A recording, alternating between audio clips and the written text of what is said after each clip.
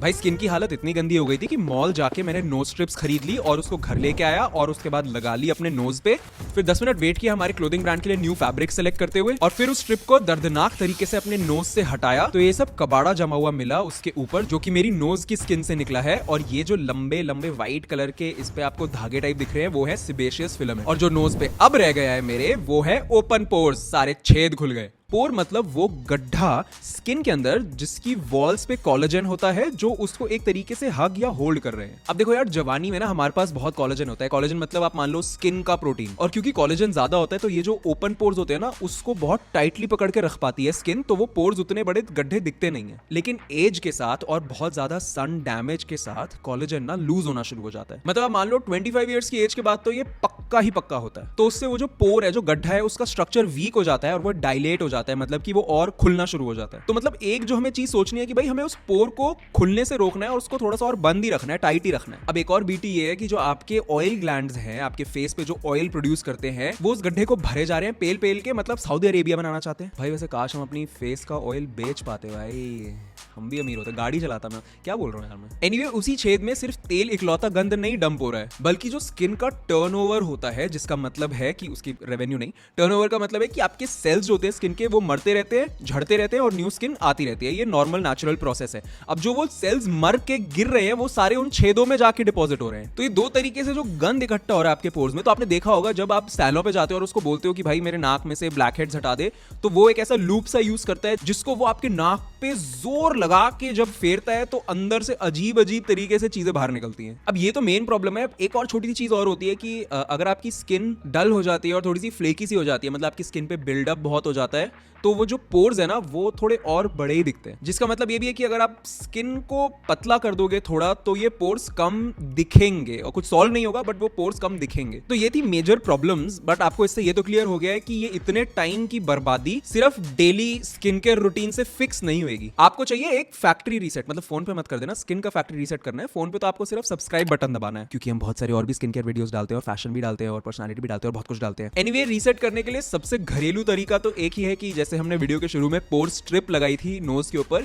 वैसे टाइप की पोर स्ट्रिप आप यूज कर सकते हो। बट ये जो पोर स्ट्रिप होती है बहुत खतरनाक तरीके का स्किन साफ करने का मेथड है। महीने में एक बार ज्यादा मत यूज करना, क्योंकि ये बहुत ज्यादा हार्श होता है स्किन पे। और हाँ, जिस दिन आप रेटिनॉल यूज करते हो, और अगर आप रेटिनॉल डेली यूज करते हो, तो रेटिनॉल जब आपने लगाई है उसके इंस्टेंटली बाद पोर स्ट्रिप मत यूज करना, क्योंकि उस टाइम पे स्किन बहुत सेंसिटिव होती है। एकदम से पोर स्ट्रिप यूज करोगे स्किन की बाहर की लेयर डैमेज हो सकती है। बट पोर स्ट्रिप से बेटर तरीका ऑब्वियसली यही है कि आप एक प्रॉपर फेशियल करवाओ। उसके लिए आपको एक डर्मेट क्लिनिक पे ही जाना पड़ेगा। जैसे वहां पे वाटर सक्शन फेशियल्स होते हैं, लेजर फेशियल्स होते हैं, जिनमें स्पेशल इक्विपमेंट यूज होते हैं। प्लीज वो इक्विपमेंट अपने घर पे मंगवा के खुद करने की कोशिश मत करना, खराब कर लोगे स्किन एकदम। प्लीज डॉक्टर्स पे ट्रस्ट करना उस चीज में। बट आपको वो एक ही बार करवाना है, वो एक ही बार ही तो रीसेट करना है, उसके बाद आप अपना स्किन केयर रख पाओगे। लेकिन अगर आप फेशियल वगैरह भी नहीं करवाना चाहते तो आप 1-2 हफ्ते के लिए एक सैलिसिलिक एसिड क्लेंजर यूज कर सकते हो। और सैलिसिलिक एसिड इकलौता ऐसा केमिकल है, ऐसा एक्सफोलिएंट है जो कि ऑयल सॉल्युबल है, तो एक्चुअल में आपके ऑयल को निकाल देगा। मतलब कि जो सिबेशियस फिलामेंट्स, मतलब वो जो गड्ढे के अंदर सारा गंद जमा है उसके अंदर जाके खींच के उसको बाहर निकाल देगा।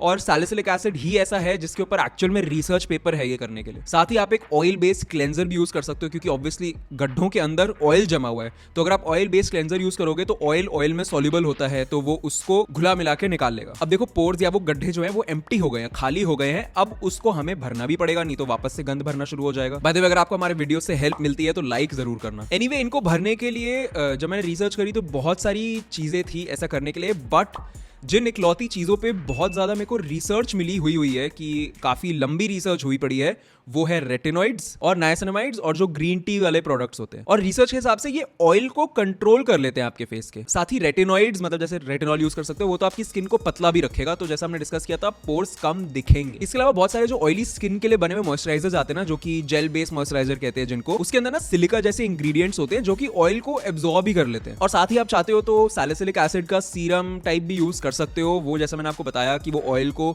डिसॉल्व होकर निकाल देता है। और उसकी एक और अच्छी बात यह है कि वो डेड स्किन सेल्स भी जो गड्ढों में जमे हुए होते हैं ना, उनको भी निकाल देता है। तो अभी तक हमने पोर्स को साफ कर दिया अच्छे से और ये कंट्रोल कर लिया है कि उसके अंदर और गंद ना जमा हो। अब हम उन पोर्स को एक्चुअल में छोटा करने की कोशिश करेंगे, और ये हम कैसे करेंगे, उनका स्ट्रक्चर को स्ट्रेंथ देके। बट उससे पहले अगर आपको अपनी लुक्स को भी स्ट्रेंथन करना है तो हम किसी एक लकी सब्सक्राइबर का ट्रांसफॉर्मेशन करेंगे हमारी शॉर्ट्स पे। पार्टिसिपेट करने के लिए आपको बस नीचे कमेंट्स में मुझे ये बताना है कि आपको जो ओपन पोर्स होते हैं वो सिर्फ नोज पे होते हैं या फिर चीक्स पे भी होते हैं। एनीवे ओपन पोर्स का स्ट्रक्चर सही करने के लिए ना जनरली जितने भी प्रोसीजर्स एग्जिस्ट करते हैं वो सारे क्लिनिकल हैं, मतलब वो क्लिनिक में जाके ट्रीटमेंट ही करवानी होती है, जिसमें बहुत ज्यादा रिसर्च हुई पड़ी मेरे को मिली माइक्रो नीडलिंग को लेकर, जो डर्मा रोलर बेसिकली फेस पे चलाते हैं। उससे बेसिकली आप ये समझो कि जैसी माइक्रो नीडलिंग होती है, जैसे कि फेस पे छोटे छोटे चक्कू मारे जाते हैं, उसकी वजह से स्किन एक्टिवेट हो जाती है उन घावों को, मतलब उन वुंड्स को ठीक करने के लिए, और उनको हील करने के लिए ही कोलेजन की प्रोडक्शन ट्रिगर हो जाती है बॉडी में कि भाई यहाँ तो कोलेजन बनाना पड़ेगा ताकि ये जो कट पड़ा है छोटा सा ये ठीक हो पाए। अब इस पे और इन्फॉर्मेशन जो कि आपके लिए कस्टमाइज्ड हो कि आप पे काम करेगा या नहीं, ये आपको आपका डर्मेटोलॉजिस्ट ही बताएगा। मेरी मॉम काफी टाइम से डर्मा रोलर यूज कर रही है स्किन पे और उनका कहना है ये।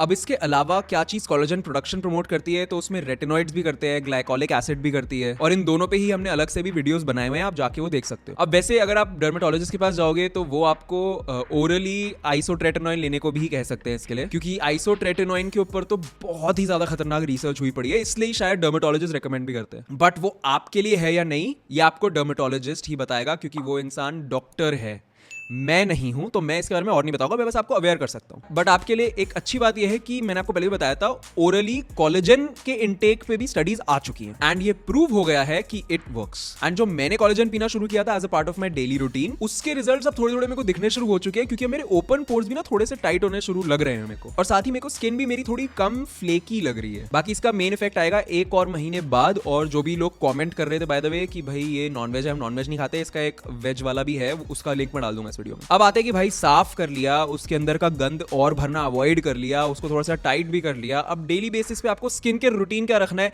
कि ये प्रॉब्लम्स वापस आए ना या फिर कम आए। तो सबसे पहला स्टेप आपको ऑयल क्लेंजर यूज करना है। दूसरा स्टेप, जब अपना फेस क्लेंस कर रहे हो तो आप सैलिसिलिक एसिड वाला क्लेंजर यूज कर सकते हो, अगर आप अभी के लिए अफोर्ड कर सकते हो तो, और हो सकता है स्टार्टिंग में आप 2 बार भी लगाना चाहो दिन में आप यूज कर सकते हो, डिपेंडिंग ऑन आपकी स्किन कैसे रिएक्ट कर रही है। बट सबसे इंपॉर्टेंट यहाँ पे एक्टिव्स जो आप यूज करोगे वही आएंगे। एक्टिव्स मतलब जो केमिकल्स आप डायरेक्टली लगा रहे होगे, जैसे कि आप फेस वॉश के बाद एक टोनर यूज कर सकते हो, ग्रीन टी वाला टोनर बहुत बढ़िया होते हैं वो, या फिर आप नाइसिनामाइड सीरम यूज कर सकते हो, उसमें 5% से ऊपर यूज करने की जरूरत नहीं है आपको, क्योंकि स्टडीज में पता चला है कि 5% भी बहुत अच्छा काम करती है, 10% की उतनी जरूरत नहीं होती, तो एक्स्ट्रा पैसे क्यों खर्चने। और रात को आप बढ़िया सी कोई रेटिनॉल यूज कर सकते हो, और उसके बाद जो आप मॉइस्चराइजर यूज करोगे वो मैट फिनिश वाला यूज करना, वो ऑयल फ्री वाले जो होते हैं जेल बेस्ड टाइप के, और सोने पे सुहागा हो जाएगा अगर उसके अंदर नाइसिनामाइड भी होगा तो। और आपको पता है कि इन सबसे ज्यादा इंपॉर्टेंट नेक्स्ट स्टेप है स्किन केयर का, प्लीज सनस्क्रीन लगाना मत भूलना भाई, क्योंकि अगर यूवी डैमेज होता रहेगा स्किन के ऊपर तो आपका कोलेजन कैसे सही होएगा। तो बेसिकली बिना सनस्क्रीन के कोई फायदा ही नहीं है सब करने का, फिर तो स्किन खराब ही होते रहने दो। आप साफ करोगे, पोर्स को ठीक करोगे, सनस्क्रीन नहीं लगाओगे, सन वापस डैमेज कर देगा, कोलेजन वापस चला जाएगा, फिर से पोर्स आ जाएंगे, तो फायदा क्या होगा। अब ये पूरा वीडियो देख के आपको थोड़ा सा ओवरवेलमिंग लग सकता है कि यार इतनी सारी चीजें होती है कि इतना कॉम्प्लिकेटेड है स्किन को अच्छा रखना। नहीं, आप बेसिक वो वाली चीजें जो मैंने इस वीडियो में बताई है जो घर पे हो सकती है, पहले वो करना शुरू करो। एकदम से मत सोचो कि भाई मैं डर्मेटोलॉजिस्ट के पास जाऊंगा या फिर एक डर्मेटोलॉजिस्ट क्लिनिक पे जाऊंगा, उसमें ट्रीटमेंट्स करवाऊंगा। अभी इतना मत सोचो, पहले बेसिक चीजें ट्राई करो, फिर जब आपको लगता है कि आपकी स्किन और इंप्रूव नहीं हो रही तब नेक्स्ट स्टेप लो डर्मेटोलॉजिस्ट के पास जाने का, और फिर उसके बाद आप बढ़िया बढ़िया से फेशियल्स भी करवा सकते हो। तो look your best, feel your best and be your best.